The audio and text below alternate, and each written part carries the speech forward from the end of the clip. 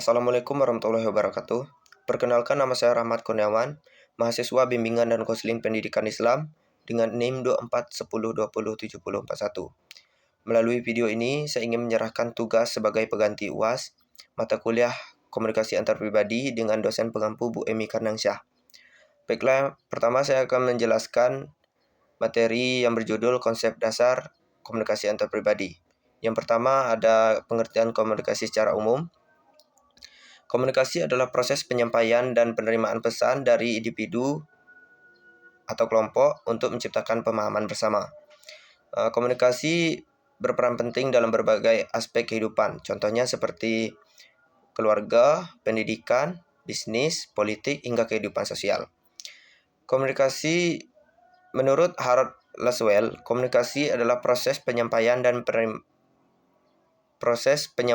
pesan dari komunikator kepada komunikan melalui media tertentu untuk menciptakan efek tertentu. Secara umum, komunikasi dibagi menjadi 5, yaitu komunikasi verbal, non-verbal, komunikasi intrapersonal, komunikasi antar individu, dan komunikasi massa. Komunikasi verbal berupa penggunaan bahasa lisan atau tulisan untuk menyampaikan informasi. Komunikasi non-verbal berupa penggunaan ekspresi wajah, gerak tubuh, nada suara, kontak mata, dan simbol lainnya. Komunikasi intrapersonal adalah komunikasi yang terjadi di dalam diri seseorang. Contohnya seperti merenung atau berpikir. Dan yang selanjutnya ada komunikasi antar individu, komunikasi yang berlangsung antara dua orang atau lebih dalam interaksi langsung. Dan yang terakhir ada komunikasi massa, penyampaian pesan kepada khalayak ramai melalui media massa, contohnya seperti televisi, radio, surat kabar, dan internet. Selanjutnya ada pengertian komunikasi antarpribadi. Komunikasi antarpribadi adalah komunikasi yang terjadi antara dua orang atau lebih dalam interaksi langsung yang memungkinkan adanya umpan balik secara langsung. Menurut Joseph A. DeVito, komunikasi antarpribadi adalah proses pengiriman dan penerimaan pesan antara dua individu yang berlangsung secara langsung. Ciri-ciri utama komunikasi antarpribadi dibagi menjadi 5. Yang pertama ada bersifat interaktif. Yang dimaksud dengan bersifat interaktif adalah dua arah. Sedangkan yang dimaksud dengan dua arah adalah adanya pengirim dan penerima pesan. Yang kedua adanya timbal balik.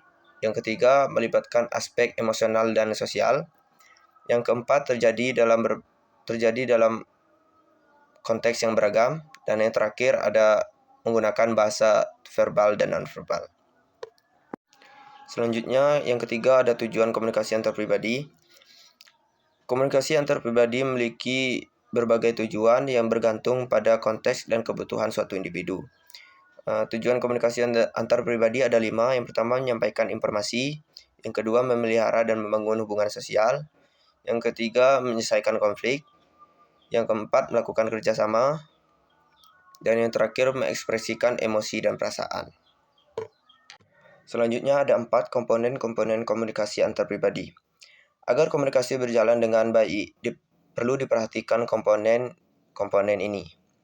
Yang pertama ada komunikator atau sebagai pengirim pesan.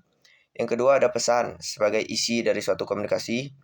Yang ketiga ada saluran komunikasi, yaitu cara atau media untuk menyampaikan informasi. Yang keempat ada komunikan sebagai penerima pesan. Yang kelima ada feedback sebagai respon dari suatu pesan. Yang keenam ada konteks, yaitu tempat berlangsung atau terjadinya komunikasi. Dan yang ketujuh ada gangguan atau noise, yaitu faktor-faktor yang menghambat suatu komunikasi agar berjalan dengan baik. Giây phút em gặp anh